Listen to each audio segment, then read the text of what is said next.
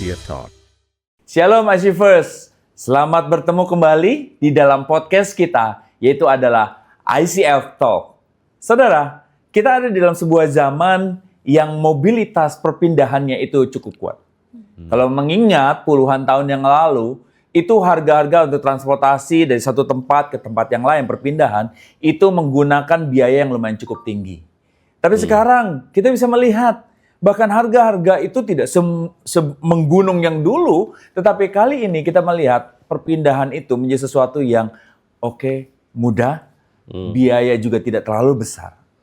Tapi di dalam perpindahan seperti ini, ternyata bukan cuma sekedar memindahkan orang dari satu tempat ke tempat yang lain. Tetapi juga tatkala ketika kita berpindah, ada sebuah perasaan yang harus kita adjust di situ, adaptasi. Oleh karena itu, kali ini kita akan sama-sama membahas mengenai sebuah topik, berakar di tanah baru. Dan saya, Pendeta Reddy Stefanus, dan saya tidak sendirian, saya bersama dengan Pendeta Venia. Masih dengan saya di sini. Dan kali ini juga kita kedatangan seorang narasumber. Kita bersyukur dengan adanya narasumber ini yang boleh ada dan juga di tengah-tengah setiap kita. Oleh karena itu, tanpa berpanjang-panjang lagi, mari kita mendengarkan perkenalan dari narasumber kita, yaitu Bang Effendi. Silakan Bang Effendi, mungkin bisa memperkenalkan dan juga latar belakangnya sedikit. Baik. Thank you, Ko Reddy. Saya panggil Koko aja ya. Jadi mohon izin ini supaya lebih nyaman kan ya, nggak apa-apa ya dipanggil Koko. Yes. Nah, baik, terima kasih. Saya sangat bersyukur dan saya sangat senang punya kesempatan diajak ikut dalam ruang pembicaraan yang menarik ini, bertemu tentu dengan banyak teman-teman yang barangkali saya belum pernah kenal sebelumnya. Jadi sangat senang bisa punya kesempatan ini.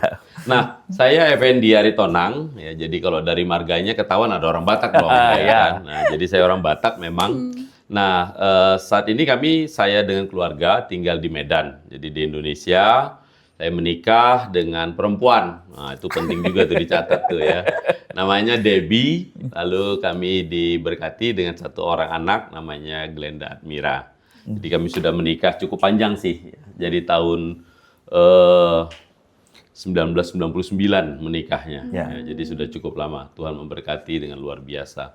Nah, saat ini saya bekerja di satu organisasi kemanusiaan dan pengembangan masyarakat.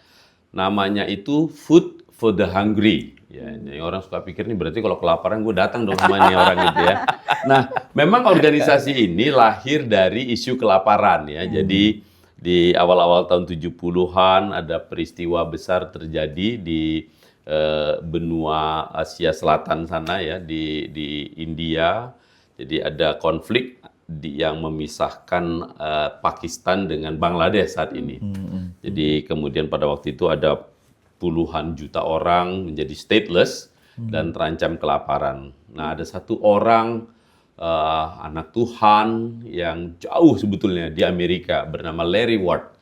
Pada suatu pagi dia sedang bersaat teduh. Jadi hati-hati kalau saat teduh loh. Nah, ketika dia membaca firman Tuhan dari Mazmur pasal 146 ayat 7, di situ dikatakan kalau dalam bahasa Inggris, He upholds the cause of the oppressed and gives food to the hungry. Nah, waktu dia baca itu, dia mendengar sekaligus ada jutaan orang kelaparan. Lalu dia tanya, terus gimana dong cara Tuhan memberi makan ini orang? Lalu Tuhan bilang, ya melalui orang seperti kamu yang mau merespon itu. Nah, long story short, dengan jerih lelah, dengan kesungguhannya, dia bisa meraise uang, lalu dia membeli makanan, lalu dia mencari jalan, lalu membawa makanan itu ke tempat-tempat orang-orang yang hidup kelaparan di perbatasan Pakistan dan Bangladesh itu. Ya, itu respon yang luar biasa. Ya. Jadi organisasi ini memang lahir dari respon seorang anak Tuhan yang mendengar firman Tuhan, tapi juga mendengar pergumulan dunia. Ya kan? Nah, jadi menurut saya sih orang Kristen itu mestinya adalah orang yang hidup dengar-dengaran dengan dua ini nih. Dia mendengar suara Tuhan dan bisa mendengar penderitaan dunia. Ketemu, lalu kita respon. Betul. Nah, itulah. Jadi saat ini organisasi ini dengan pertolongan Tuhan bekerja di 18 negara di Afrika, di Asia, di Amerika Latin. Nah, tentu saja di samping banyak sekali tetap kasus kelaparan, organisasi pelan-pelan menyadari bahwa ada hal yang lebih penting juga dilakukan, yaitu bagaimana mencegah orang tidak kelaparan. Ya, jadi isunya bagaimana kita fight against poverty, ya, melawan kemiskinan. Nah, jadi kita punya moto, di samping moto yang lahir dari pergumulan Larry Ward itu, kita punya moto saat ini mengingat pergumulan dunia sekarang dari Ayub 5 ayat 16 itu begini kalau dalam bahasa Inggrisnya. So that the poor has hope and injustice shuts its mouth. Menarik juga ya. Jadi supaya orang-orang miskin itu punya harapan dan ketidakadilan itu tutup mulut. Nah, itu jadi saya sekarang bersyukur Tuhan memberi kesempatan bekerja di organisasi ini, tapi ini juga menjadi satu tempat di mana saya merasakan, mengalami bahwa saya ikut serta dengan apa yang Tuhan kerjakan di tengah-tengah pergumulan dunia. So, it's a blessing. Wow, luar biasa ya. Thank Ini you. salah satu narasumber kita kali ini NGO nih Ya, kan. NGO. Nah, dalam dunia NGO Ya. dan juga lintas budaya, tantangan iman apa ini yang biasanya boleh kami menyebutnya Bang Effendi ya? Ya. Bang Effendi hadapi nih. Banyak ya. Satu pertama ya, kalau kita berbicara tentang pergumulan-pergumulan yang berkaitan dengan kemiskinan, ketidakadilan, itu nggak lagi bisa ditempatkan hanya di satu titik-titik tertentu di dunia, tapi hampir merata. Philippines. Di Philippines juga banyak sekali kemiskinan, walaupun pada waktu yang sama kita melihat kok kayak ini negara baju gitu ya. Iya. Kalau kita ada di Makati, siapa yang percaya di sini ada kemiskinan? Tapi begitu kita berjalan beberapa 1-2 kilometer aja keluar dari Makati, kita Terlihat, sudah melihat ya? bahwa sebuah ada realita lain di sini. Nah, jadi puluhan jutaan orang di negeri ini sama kayak di Indonesia itu mengalami kemiskinan, dan itu terjadi juga di negara-negara yang katanya secara ekonomi lagi booming. Indonesia kan dikatakan sekarang salah satu negara yang secara ekonomi membaik nih. Ya. Pertumbuhan ekonominya bagus. Tapi orang miskin juga banyak. Tetap ada juga ya. Ada di kota, ada di desa. Di mana-mana. Gitu. Jadi memang kemiskinan punya realita yang berbeda sekali dengan 70 tahun 70-an, tahun 60-an. Dan salah satu yang menarik saya kira ya, kita jangan melihat kemiskinan hanya persoalan ekonomi. Kemiskinan itu kan kompleks sebenarnya ya. Jadi, nah buat kami di Food for the Hungry, kemiskinan itu sebenarnya adalah symptoms dari akar masalahnya. Akar masalahnya apa? Balik to the Bible, it's the broken relationship dengan Tuhan. Lalu kemudian menjalar dengan sesama, dengan dirinya sendiri, dengan alam lingkungan. Nah, itu yang kemudian menjadi akar masalah dari kemiskinan, ketidakadilan, marginalisasi. Jadi kita nggak bisa mengadres kemiskinan tanpa berbicara asal akar persoalannya. Kalau nggak kita habis cuma ngurusin gitu, symptoms doang. Ibarat orang pusing cuma dikasih Panadol. Ternyata dia punya masalah lebih serius, gitu. Bahaya. Jadi tantangannya tuh nggak jangan don't judge the book by its cover kali ya. Iya, betul. Jangan cuma sekedar apa yang Lihat dilihat di di luarnya permukaan, aja di betul. permukaannya Iya, ya. lihat di permukaan. Tetapi melihat dasar itunya. Betul. Itu berkaitan dengan iman apa berpengaruh sekali dalam iman.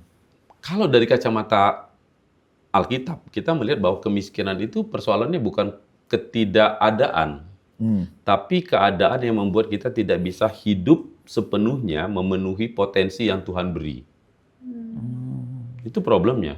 Jadi misalnya gini, karena saya miskin, sekiranya saya tidak miskin, saya bisa mempunyai kapasitas berkontribusi untuk kebaikan orang lain lebih besar daripada kalau saya miskin.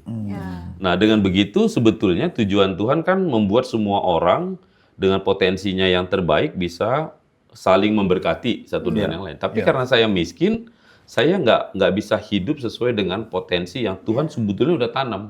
Jadi kemiskinan itu adalah kesenjangan antara potensi yang Tuhan beri dengan realita yang bisa saya wujudkan. Oh, gitu ya. Gitu sih ngelihat kemiskinan. Dari kacamata Alkitab ya. Iya. Nah, kalau kita bicara dengan orang-orang sekuler, dia akan bilang, oh dia nggak punya uang, dia Iya. ditindas apa gitu. It's symptoms. Symptoms, ya. Symptoms, ya. Oke, nah kalau bicara tentang NGO, tadi kan Food for the Hungry ya. Hungry, ya. Nah, berarti kan otomatis kayaknya tidak hanya Bang Effendi tidak hanya menetap pada satu tempat. Ya, Bang Effendi bisa berpindah-pindah satu tempat, ya kan. ya. Dan juga saya dengar pernah juga sempat sekolah juga ya. Di Filipina. Di Filipina juga, ya. Nah, sekarang dalam perpindahan demikian, ada nggak sih punya sebuah perpindahan, punya kesan jadi cerita kali ya, cerita yang begitu berkesan. Nah, iya, cerita yang begitu berkesan pada perpindahan di satu tempat. Apa ya? Banyak sih. Nah, karena menurut saya begini, setiap tempat itu dia punya kekhasan, betul ya? Pasti ada kekhasan. Betul. Nah, salah satu yang saya berkesan sebenarnya adalah ketika contohnya nih, saya dan keluarga setelah saya sekolah, kita pindah ke Aceh pasca tsunami. Nah, ada stigma. Stigma adalah, wah orang Aceh itu fanatik. Dia kalau ketemu sama orang yang beragama lain, wah sangat tertutup dan nggak bisa bersahabat. Nah, stigma itu kan kita dengar biasa ya, banyak gitu. Nah, setelah kita kemudian pindah ke sana, kita hidup di sana, kita menemukan bahwa ketika kita membawa diri kita sedemikian rupa sehingga kita tidak menjadi ancaman buat orang, kita dengan tulus menghormati, menghargai budaya, kebiasaan, dan nilai-nilai mereka, pada waktu yang bersamaan kita juga tidak perlu malu untuk menutupi bahwa kita memang pengikut Kristus. Nah, kami menemukan bahwa ternyata banyak orang-orang di sana itu yang terbuka untuk menjadi sahabat baik kita. Iya, kita punya teman baik, bersahabat. Jadi kami tinggal di lingkungan bukan saja karena kami pendatang, dan memang kami mungkin satu-satunya di RT itu yang orang Kristen. Nah, tapi kami nggak pernah merasa bahwa kami terancam, dikucilkan, dan kami juga tidak pernah malu dan tidak pernah sungkan untuk mengatakan kami memang pengikut Kristus, gitu ya. Tapi mereka akhirnya menyadari bahwa kehadiran orang Kristen itu juga tidak perlu dilihat sebagai perusak, mengancam, gitu ya. Sehingga kita bersahabat dengan baik, gitu ya. Nah, anak kami lahir di sana setelah menunggu bertahun-tahun, malah lahirnya di situ, gitu ya. Nah, jadi kami merasa, wah ini tempat berkat, gitu ya. Tempat berkat, gitu. Nah, kadang-kadang kan kita bilang, saya banyak membayangkan, mungkin orang bilang, wah ini saya dapat SK penempatan kerja, nih misalnya nih, di mana ditempatkan? Di Aceh. Pasti bilang, aduh Tuhan, kenapa nggak ada tempat lain? Kayak gitu kan ya.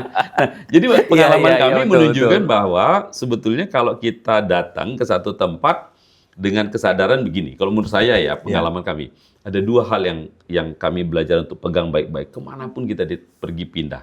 Pertama, kita mengingat bahwa di situ Tuhan sudah mendahului kita. Amin. Ya kan? Kan kita percaya loh, nggak ada tempat yang Tuhan nggak hadir. Betul. Nah, berarti tempat itu harusnya tempat yang aman. Betul.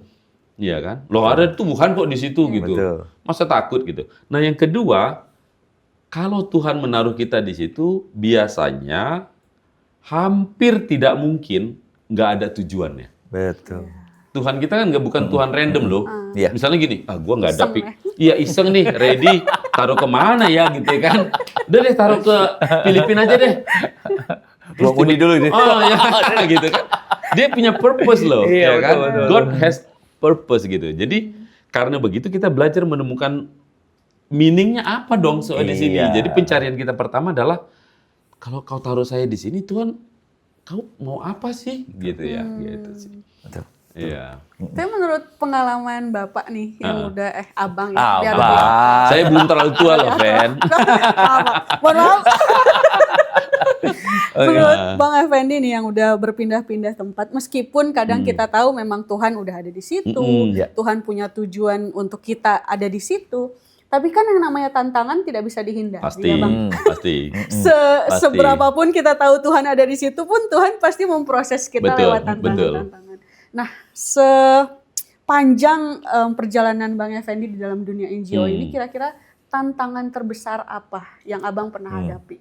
Baik itu dalam segi emosional mungkin, sosial, atau mungkin kerohanian. Thank you. Ini baik banget ya pertanyaannya ya.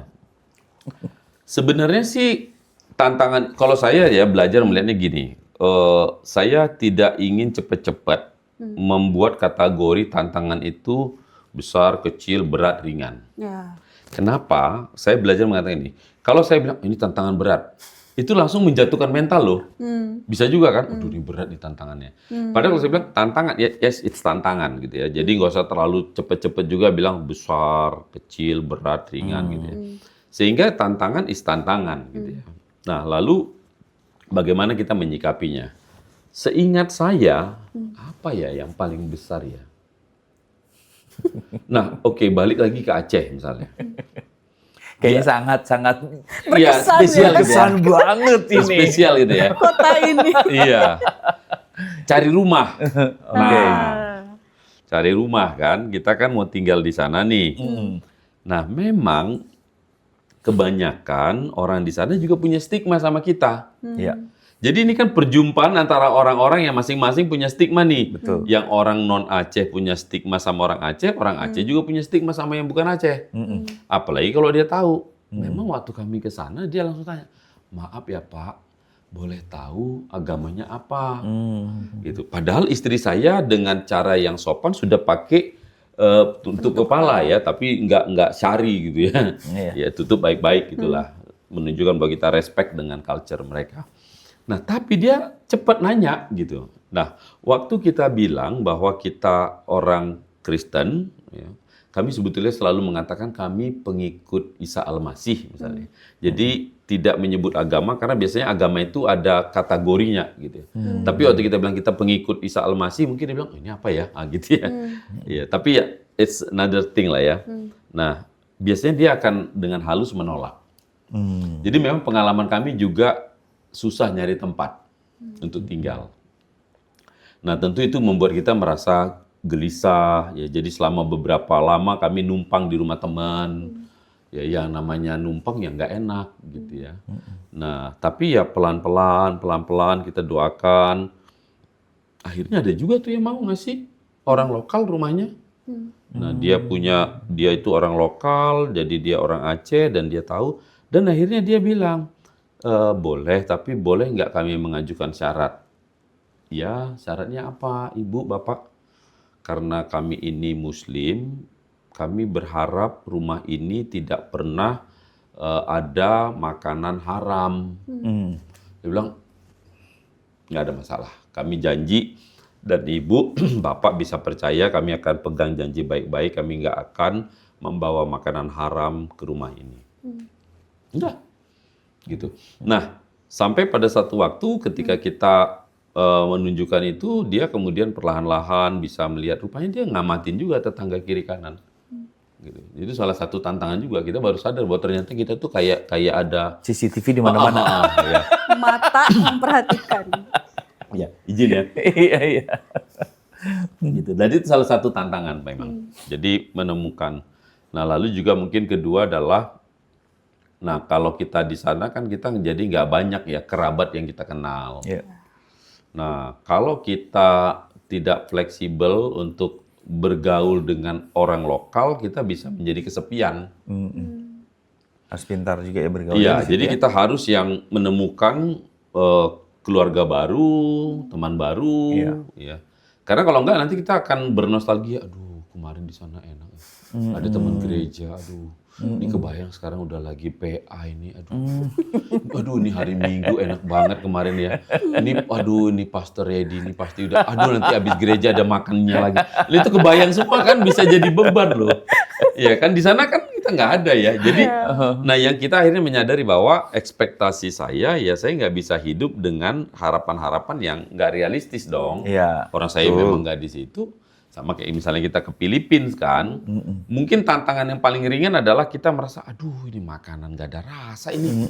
Kan banyak orang Indonesia ngeluhnya kan gitu kan. Iya. Terus terang kita juga kemarin waktu itu akhirnya menyadari kemana-mana ya udah solusinya apa? Bawa aja sambal Bawa sendiri. sambal. Iya, Iya. nggak ada yang pedes-pedes ya. Iya, daripada kita ngomel-ngomel, mendingan bawa sambal sendiri kan. Colok sendiri, cocol udah makan gitu ya. Kan dagingnya enak, Iya. sambalnya yang kurang. Iya, Ya udah, iya. gitu kita cari solusi. Akhirnya kalau kita bisa menemukan seperti itu, tantangan itu berubah menjadi solusi kreatif dong. Iya, jadi mantap. cara kita untuk bertumbuh loh. Betul. Nggak cuman isi bensin aja yang dimulai dari nol itu. Ya. Iya, betul. Iya, dari mana-mana. Iya, Pindah betul. pun dimulai Mulai dari nol. Dari nol. Iya, Kayak mulai banyak dari orang nol. nggak suka Betul, kalau betul. pindah ya, karena Memang. capek. Betul. Apalagi kalau pindahnya bukan karena sukarela mau. Iya.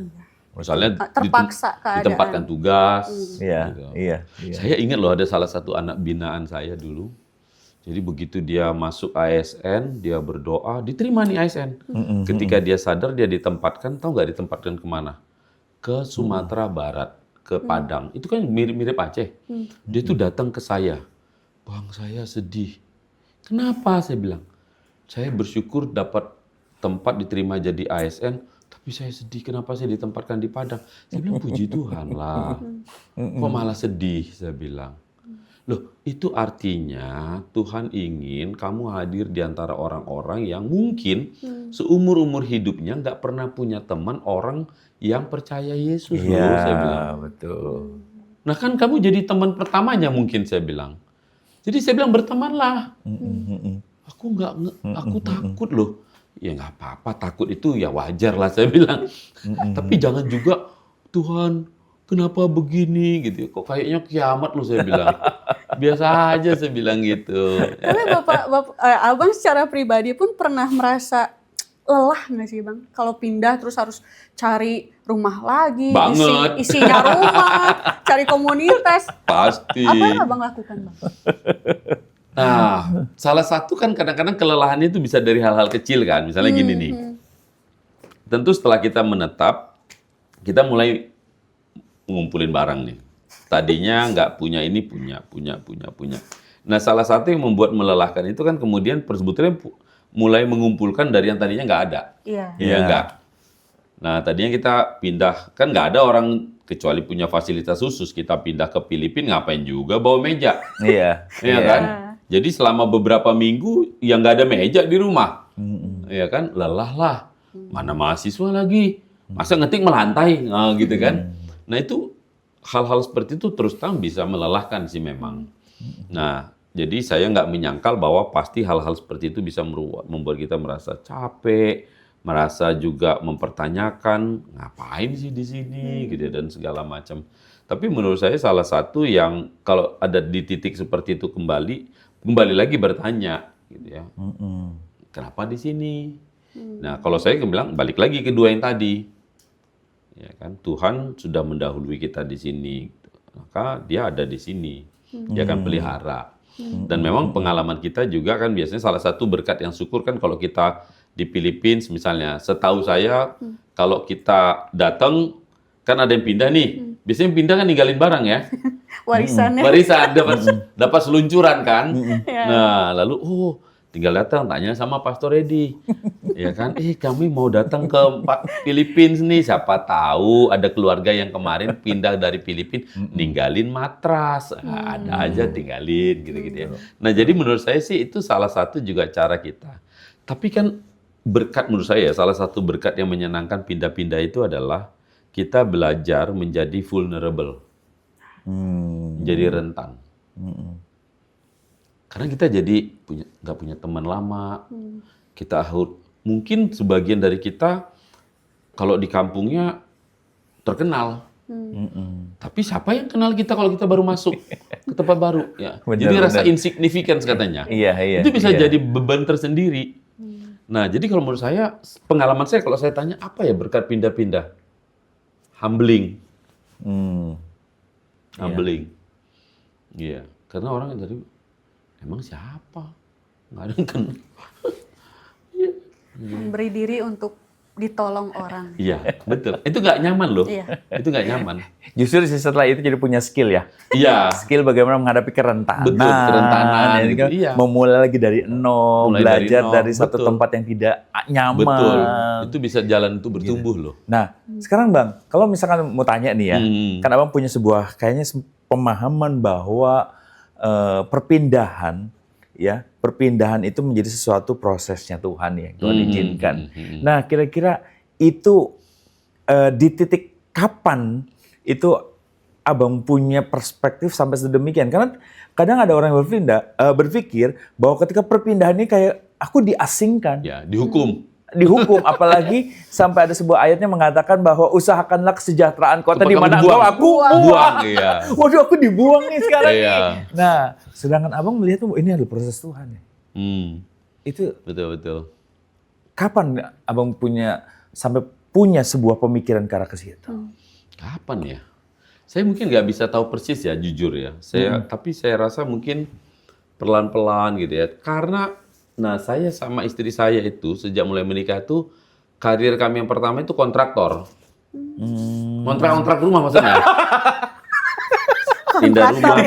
Kontraktor. Keren Oh, ya, semuanya. Iya, kontraktor. Ternyata kontrak. Karena nggak punya uang beli rumah kan. Oke. Nggak punya uang beli rumah. Boleh. Jadi ngontrak setahun, 2 tahun. Ada waktu-waktu tertentu kita bilang, waduh nih kemahalan kalau di extend. Kondisi keuangannya memaksa kita untuk adjust gitu ya. Iya. Pindah lagi gitu ya.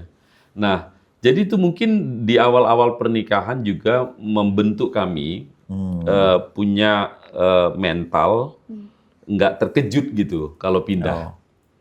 Nggak terkejut kalau pindah. Nah, sesuatu yang mungkin kami nggak pernah bayangkan sebelumnya. Jadi, walaupun di Medan, kami waktu itu memang punya kesepakatan sama Debbie. Orang tua saya punya rumah. Mungkin kalau kami pakai cukup sebenarnya. Iya. Untuk di belakang mau di tembok ya atau apa gitu. Tapi kami bangun rumah sendiri gitu, kemandirian. Walaupun nggak punya modal gitu. Jadi agak-agak sombong juga sebenarnya, modal nggak punya tapi sosok berani gitu ya. Ya tapi itu membentuk gitu, membentuk kita gitu. Jadi pindah dari satu tempat ke tempat lain. Nah, jadi ketika kemudian perpindahan itu terjadi untuk waktu yang lama ke kota yang lain, walaupun tentu berbeda, itu juga membuat kami sebetulnya basically sebenarnya nggak terlalu jauh beda sih. Ya kan? Setiap kali kita pindah rumah ke rumah yang lain pasti ada adjustment, tetangga baru, walaupun di kota yang sama, ya, melapor ke RT yang baru, gitu ya, dan seterusnya. Dan jadi mungkin pada titik itu kami mulai dibentuk gitu ya. Jadi ada proses-proses pembentukan Tuhan. Jadi dan proses-proses refleksi, kemudian sejalan dengan waktu, gitu. Jadi pemahaman itu menurut saya sih tumbuh perlahan-lahan kali ya. Oh, jadi dimulai dari sebuah kesadaran sebenarnya. Iya. Karena kan ada orang yang mungkin sadarnya karena melihat ini aku sedang lagi dihukum. Aku lagi diasingkan. Apalagi mungkin ada orang berpikir aku datang ke sini karena orang tua yang nyuruhin. Atau karena kerjaan. Gitu kan kontrak, aduh tempatnya nggak enak. Jadi betul. persepsi itu yang kadang kita harus melihat dalam perspektifnya Tuhan. Betul. Harus ada penyesuaian menurut saya sih. Nah, tapi menarik ya kalau Reddy tadi menyebut misalnya usahakanlah kesejahteraan kota di mana aku buang, itu menarik loh. Walaupun kata yang dipakai dibuang, tapi panggilannya sama. Justru membawa kesejahteraan. Gitu. Jadi fokus kita itu jangan kepada hukumannya, kalaupun itu hukuman, tapi purpose gitu. Kan dalam kasus orang Israel, Tuhan bilang itu multiple purpose sebenarnya kan ya. Mengingatkan mereka bilang kamu nggak setia loh sama perjanjian. Nah tapi kamu sekarang mau aku lihat bahwa di tempat kamu dibuang, kamu tetap hidup sebagai umatku. Yang punya sifat membawa shalom. Gitu kan itu DNA kita kan harusnya. Kemana saja kita pergi, kita menjadi pembawa shalom. Nah ini dibuang, bawa shalom. Ini kadang-kadang kasihan juga ya. Bahkan ditempatkan di tempat yang sulit, kita nggak punya alasan untuk bilang, ya udahlah, salahnya Tuhan sih ya gitu ya. Nah, tapi kalau mindsetnya kita mau dibawa shalom, maka menurut saya sih itu akan merubah seluruh perspektif kita. Merubah perspektif kita. Dan bahkan kan kalau kita lihat ya dalam catatan Alkitab misalnya, di masa-masa pembuangan itu muncul pahlawan-pahlawan iman hebat. Betul. Kita menemukan Nehemia di situ, ada Daniel, Ya. Sadrah, Mesach, Abednego ada di situ, ada Esther di situ. Jadi justru di tempat-tempat yang asing itulah Tuhan membangkitkan teladan-teladan iman yang harusnya menginspirasi kita sampai zaman yang panjang ke depan lagi. Nah Bang, kalau bicara soal perpindahan nih Bang ya, kan kita namanya juga berpindah, kalau tanaman itu dipindah, itu harus cabut sama akar-akarnya. Kalau nggak bisa mati nih kan. Ya. Nah, tapi ketika juga kan dia dipindahkan pada satu tempat, itu yang namanya nih, kalau dalam definisinya Abang sendiri, berakar di satu tempat, menetap di satu tempat, itu apa artinya? Kalau saya sih melihatnya gini ya, mungkin ini agak sedikit ideal, agak sedikit filosofis. Saya rasa kita nggak boleh mempunyai perspektif bahwa segala sesuatu yang ada dalam diri saya itu permanen. Karena kalau saya punya mindset itu, sakit kalau pindah. Nah, tapi kalaupun saya cuma sebentar, saya harus menjadi bagian dari tempat saya itu sekarang. Gitu. Karena kalau saya bilang, oke, I will stay here, this will be my place forever, nggak ada yang tahu. Iya. Ya kan? Karena kalau saya bilang gini, I belong to God. I belong not to anything else, gitu kan? Kan itu sebetulnya filosofi paling mendasar kita ya. Iya. Nah, pertanyaannya, persoalannya adalah, kalau saya bilang saya I belong to God, itu artinya saya punya availability dong dengan plan-nya dia. Nah, itu dia. Dia ini Tuhan yang bergerak. Iya kan? Tuhan kita ini kan Tuhan yang bergerak kan? Betul. Catatan Alkitab, catatan dari orang yang bergerak gitu ya. Dari mulai Allah memanggil Abraham, Abrahamnya pindah-pindah. Iya, kan? betul. Kemudian kisah tentang orang Israel keluar dari Mesir, sepanjang jalan pindah satu tempat, buka tenda, pasang lagi. Itu pasti melelahkan loh. Iya. 40 tahun, tuh santai sih, pasang tenda. Kan gitu pasti perintahnya kan. Pasang. Toh buat gini. Setelah beberapa lama, tiba-tiba Musa bilang, angkat, jalan lagi. Itu pasti melelahkan loh. Benar. Tapi itu kan menjadi model, menjadi sebuah analogi yang baik buat kita bahwa kita on the journey gitu. Jadi nggak ada tempat permanen. Iya. Jadi tetap harus all out. Iya. Tetapi harus siap sedia pada sebuah Angkut perpindahan. lagi. Iya. Gitu ya. Kita harus diangkut lagi. Iya, karena Dan kita nggak tahu kapan loh. bener. Karena ada orang-orang yang kadang melihatnya begini, nanti bentar lagi juga pindah, aku nggak mau tertanam. Itu betul. Terlalu sakit.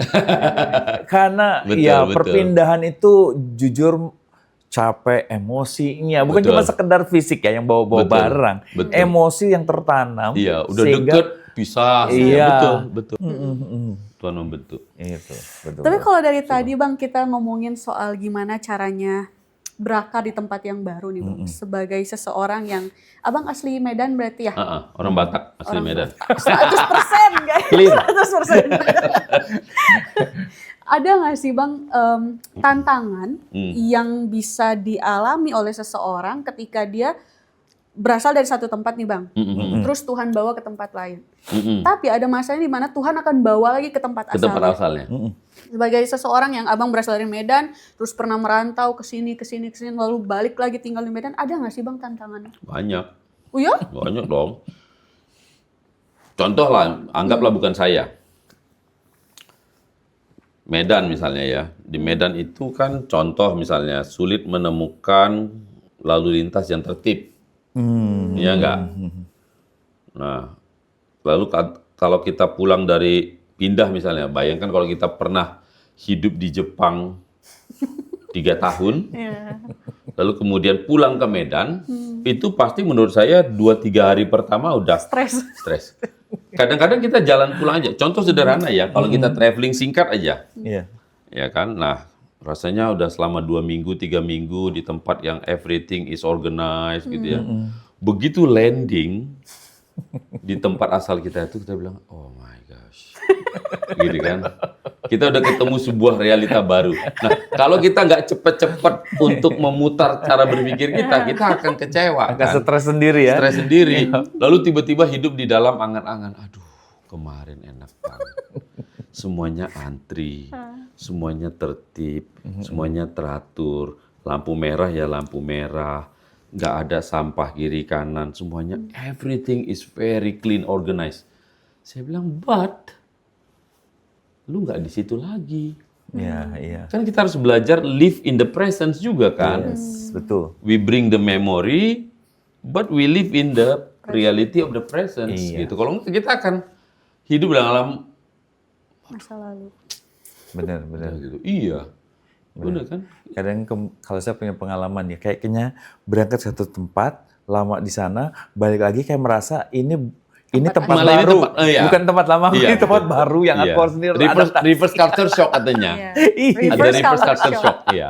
Dan katanya itu lebih menyakitin. Iya. Kenapa? Karena kita bilang this is the real place for me. Iya.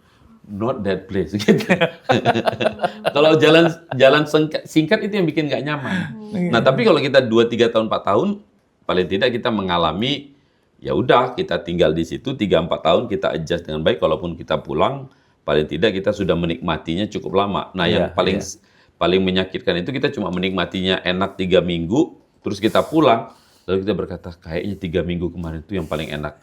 Tapi kan kenyataannya kita hidup di sini kan. Iya, betul. Iya, hidup di Medan. Iya, di Medan mana ada orang mau antri. Iya kan? Robot gitu kan. Nah, jadi ya udah kita Reverse akhirnya culture kita menerima gitu. Jadi reverse culture shock tuh katanya bisa lebih berat daripada culture shocknya sendiri. Iya. Iya. Karena akhirnya kita sadar, oh iya ya, ternyata gua di sini adanya bukan di sono. Kira-kira ada pesen nggak nih Bang buat teman-teman IC First kita yang Wah, ini pesan merantau apa ya? nih kan? Ada yang di Filipina, ada yang di Kamboja, ada yang mungkin udah sampai Arab Ada sekarang. kemana-mana ya, betul, pasti. Tempat yang lain, iya. Pasti. Nah, Afrika Ada ke Afrika juga. ya, waduh, Wah, luar beneran biasa. ada di Afrika. Ada, betul. Betul. Oh, menyebutkan lagi. Iya. Mungkin bisa Iya. kita oh iya benar nanti kita undang ya Pasti di mana-mana ada ya. Nah, dari Afrika. apa ya pesannya ya? Iya karena gini Bang, beberapa tuh saya pun mengalami. Jadi kalau Iya. apalagi kalau udah lama tinggal di luar tempat yang bukan asalnya kita, kan jadinya sudah terbentuk dan nyaman. Memang. Terus di tempat asalnya jadi asing. Iya. Orang-orang yang dulu dekat akhirnya jadi canggung kalau Iya, ketemu betul, lagi. betul, Akhirnya betul. udah deh nggak usah balik ke tempat asal deh. Betul. Tapi kalau Tuhan mau bawa kembali ke tempat asal nih, Gimana dong? gimana dong? Nah, pesan apa nih Bang yang bisa Abang sampaikan? Silakan. Orang Batak kan malu pulang. Ah, betul. Malu pulang. Orang Batak sih malu pulang kalau dia dianggap tidak berhasil. Itu ada ekspektasi sendiri. Karena orang Batak itu merantau itu artinya Anda harus berhasil. Dan Iya. biasanya ukurannya itu agak ekonomis ya. Nah, jadi kalau pulang lalu kemudian nggak menunjukkan keberhasilan, ya itu dianggap gagal ya. Gagal. Anda gagal berjuang gitu. So, apa ya pesannya ya? Kalau misalnya kita pulang kembali, kalau saya mungkin kembali ya, ini mungkin agak ideal. Kembali kepada titik awal, pertanyaannya adalah gini, kita tuh nggak ada tempat yang permanen. Oh, Nggak ada tempat yang permanen. betul. Nah, one day kita mungkin akan ada di satu tempat baru, one day kita akan pulang ke tempat yang baru. Jadi kita memang akan ada berpindah dari satu tempat ke tempat lain, berpindah dari tempat ke tempat lain. Nah, apa yang saya lakukan kalau saya pulang ke tempat saya yang baru, yang lama? Nah, mungkin saya harus belajar lagi untuk itu tadi, unlearn. Jadi saya harus belajar. Mungkin kita harus belajar juga punya keinginan ya untuk membawa kebiasaan, hal-hal yang baik dari tempat luar. Kalau kita bisa melakukan itu perlahan-lahan, that's beautiful. Tapi kita tahu bahwa tidak mudah merubah sebuah kebiasaan. Betul. Iya. Nah, maka saya akan mulai kembali menyadari mau kita anggap ini mau pulang atau tempat yang baru, maka saya harus adjust dengan presence reality. Kenyataannya sekarang saya ada di sini, dan sekarang saya bertanya gini, apa yang harus saya lepaskan dari kebiasaan saya di tempat sebelumnya yang membuat saya bisa flourishing di tempat saya semula ini. Reconnect lagi dengan teman saya yang lama, misalnya. Reconnect lagi, kunjungin lagi, mulai lagi jadi kayak berteman baru memang. Padahal dulu teman kecil kita, Iya. teman lama kita satu gereja, gitu. Nah, persoalannya karena teman gereja juga kan lain. Dulu mungkin kebiasaan gereja kita berbeda dengan gereja kita selama di perantauan. Iya. Terus kita pulang. Nah, yang sering menurut saya menjadi kendala adalah si pendatang ini kadang-kadang juga nggak sensitif nih. Wah, heran ya gereja ini. Gue tinggalin 15 tahun yang lalu begini, sekarang begini. Nggak ada majunya, gitu kan. Iya. Nah, kalau saya membawa pesan seperti itu, maka si teman-teman kita yang lama ini akan berkata, lu sombong banget sih, Iya. gitu ya. Iya. Nah, jadi kita harus menghindarin mungkin sikap kita baik terucap atau tidak terucap yang memberikan kesan bahwa gue ini udah pengalamannya udah luas loh. Gue udah ke Filipina, gue udah ke Kamboja, ini gue udah di Arab, gue udah pernah ke Amerika, gue udah pernah ke Eropa. Oh, I'm rich with a lot of experience. Terus saya pulang kampung ke Medan. Terus saya banyak cerita gini, orang Medan bilang, ya go to hell lah with your American katanya nanti. Dia bilang, lu nggak ada di sini, kita baik-baik aja loh. Iya, iya. Iya kan? Nah, jadi menurut saya sih kita prinsip itu tadi, prinsip humbling lagi datang gitu ya kan. Lalu kita berkata, nah mencari kesempatan untuk membagikan berkat dan pengalaman yang kita dapat dari tempat luar itu, tapi tetap sensitif gitu. Iya. Nggak mengatakan, now I am superior, I am more experienced, I know more than you do. Nah itu yang membuat orang pasti resisten dong. Sama kalau kita ke tempat yang baru juga, kalau saya orang Medan terus datang ke sini bilang, wah ini nggak ada yang beres nih, salah semua. Orang juga bilang, ya udah lu pulang aja ke tempat lu, nah, kan gitu kan. Nah kalau saya orang yang merantau terus pulang lagi, terus kesannya itu kayaknya semua yang di tempat kampung halaman saya ini salah semua. Orang kampung tuh bilang gini, kampung kita baik-baik aja tuh, waktu lu nggak ada lu pergi aja merantau lagi gitu kan. Kan kasihan kan gitu kan. Nah menurut saya sih prinsip yang paling penting dari hidup kita adalah we live relational. Ya kan, relational is very key for us gitu ya. Jadi relational itu yang membuat kita berkata, oke, ini kelihatannya nggak cocok. Nah kalau saya mau membawa praktek ini saya harus lebih sabar, pelan-pelan memperubahnya. Contoh ya, antri aja misalnya. Di kampung halaman kita antri itu kan kayaknya membutuhkan effort yang luar biasa.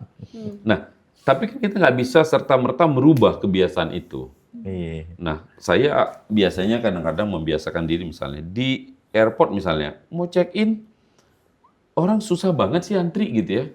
Nah, saya akan bilang gini, Mas, saya bilang kan, kita dari tadi udah berdiri nih, tolong Mas, saya bilang. Nah, jadi kita menegur tapi juga dengan sopan lah gitu ya. Jadi kita make a message juga gitu. Nah, ya kadang-kadang kita jadi kayak aneh gitu. Orang bilang, it's okay nggak antri gitu. Nah, ya kita bilang no, we need to adjust gitu lah. Jadi ya harus, kalau saya sih prinsipnya gini, what's the reality of the presence gitu lah. Iya. Yeah. Live in present, Live in relationally presence. ya. Ya, Tetap relationally. bawa the good impacts, Ya. tapi tetap juga sensitif, humble. Betul. Nah itu kan kalau pesan nih Bang. Kalau harapan Bang, Kok buat harapan? mereka yang baru mau ditempatkan di tempat yang baru, baru mau pergi nih Bang. Baru mau pergi. Harapannya apa nih Bang? Doanya buat mereka. Nah, saya sih berharap dan berdoa ya teman-teman lewat pertama nih lewat obrolan kita ini, harapan kita mereka bisa melihat beberapa kiat-kiat praktis kali ya, bagaimana bisa adjust dengan lebih baik dan lebih berhasil untuk di tempat baru. Yang kedua juga harapan saya sih teman-teman yang ke sana membawa dua pesan yang pertama tadi. Ya. Jangan takut memasuki tempat itu karena di situ Tuhan sudah mendahului teman-teman. Iya. So don't worry. Seandainya pun ditempatkan dimanapun juga, ya, God is already there. Gitu. Jadi He's welcoming you, gitu.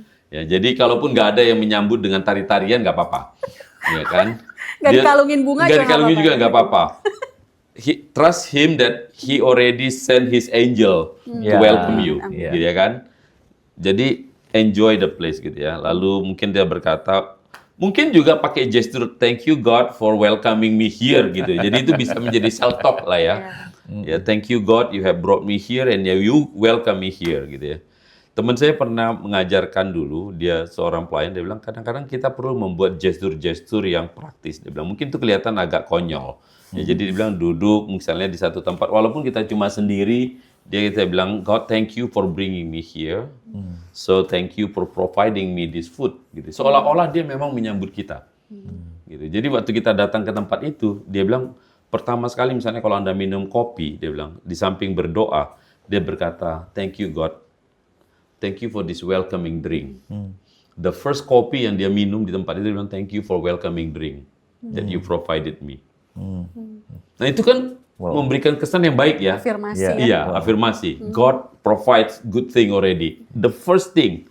Gitu. Jadi dia nggak perlu takut, dia berkata, besok bagaimana, besok bagaimana. Hey, he gives you a warm coffee. Kalau Anda mau minum kopi, mau minum jus juga boleh, terserah. But it's a welcoming drink from God gitu kan.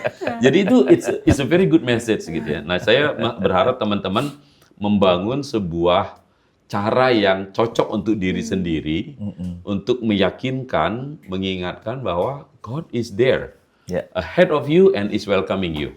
Yes. It's very important. Lalu yang kedua itu tadi, lalu if God brings you there, then He has a purpose. Mungkin nggak cepat ketahuan, tapi put a gesture. Now help me God to understand why you invited me here, gitu loh. Why you Yeah. brought me here? Help me understand. Maybe tomorrow we can talk again. Yeah. Maybe day after tomorrow, but I want to know. Gitu. Jadi saya punya sense of purpose gitu. Nah, kan yang membuat hidup itu juga lebih stable kalau saya now I have a purpose. Kalau saya nggak punya purpose kan susah dulu. Iya, betul. Rasanya kok gamang. Udah 1 bulan masih gamang. Udah 3 bulan, ya gimana ya? Saya masih baru loh di sini. Kadang-kadang kita ketemu orang yang sudah setahun, kok rasanya masih baru setahun. Kamu ditempatkan berapa tahun di sini? Paling 2 tahun setengah. Lah, tinggal 6 bulan lagi. Dia masih merasa baru. Lah kasihan kan? Iya. Ya, jadi fine. Make a good friend quickly dengan orang lokal gitu. Ya. Make a good friend. Ya. Oke, thank you Bang Effendi Thank you, untuk thank you, waktunya. Thank you, sharing. Pak. Banyak, luar biasa. Thank you. Luar biasa ya. Jadi IC First, jangan takut, jangan khawatir dimanapun Tuhan tempatkan IC First saat ini. Iya. Ataupun kalau IC First baru dapat kabar nih kalau teman-teman akan ditempatkan, dipindah ke tempat-tempat yang berbeda, jangan khawatir. Ingat 2 hal tadi, Ya. Tuhan sudah ada di Mendahului. sana. Amin. Tuhan sudah Amin. mendahului kita semua ada di sana. Dan Tuhan punya tujuan kenapa kita ada di tempat itu. Jadi kalaupun teman-teman merasa, kenapa saya ada di sini? Kenapa saya ditempatkan di sini? Tuhan punya rencana. Yes. Jadi dimanapun teman-teman berada, usahakanlah kesejahteraanmu. Kota. Dimanapun Kamu teman-teman berada, pasti ada berkat yang kita Amin. bisa Yes. dapatkan di situ. Dan kalau kita berakar benar-benar memberikan semua yang kita punya, kita pun pasti bisa memberikan buahnya buat orang-orang yang ada di Amin. sekitar Yes. kita. Amin. Amin. Untuk Pastor Edi ada tambahan? Mantap kali. Kayaknya sudah disimpulkan Mantap kali. semuanya. Kalau ditambah jadi kurangnya ya. Oh iya, nanti kan jangan kurangi Iya. apa yang sudah sempurna Iya, gitu kan. betul. Oke lah kalau gitu sampai jumpa di ICF Talk kita selanjutnya. Tuhan Yesus memberkati. Tuhan Yesus Thank you. memberkati. God bless. God God bless bless. teman-teman. Terima Ya. kasih banyak.